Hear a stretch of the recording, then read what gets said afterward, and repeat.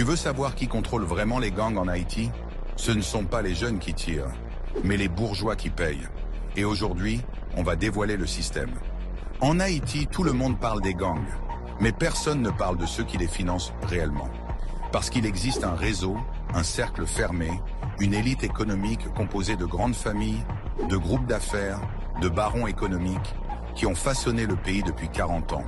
Ce système, tu ne le vois pas, mais il décide de tout. Les journalistes internationaux l'appellent le cartel économique haïtien.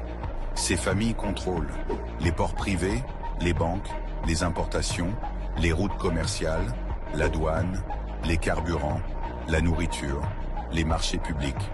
Et voici la vérité que tout le monde connaît, mais que personne n'ose dire.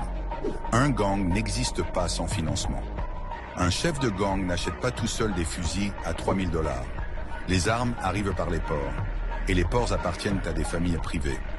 Selon des rapports de l'ONU, de l'OEA et de plusieurs enquêtes internationales, certains groupes économiques, pas des individus isolés, ont financé des groupes armés pour protéger leurs intérêts, utilisé des gangs comme force parallèle, influencé des élections via la violence, payé des politiciens, contrôlé des quartiers stratégiques pour sécuriser des routes commerciales et même profité du chaos pour maintenir leur monopole.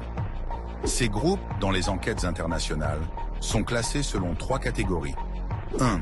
Les grandes familles économiques traditionnelles, celles qui ont construit des empires dans importation, carburant, ciment, farine, supermarchés, télécom. 2. Les nouveaux riches liés à la politique, créés par les gouvernements. Contrats publics, douane, corruption, blanchiment. 3. Les barons criminels infiltrés dans les entreprises.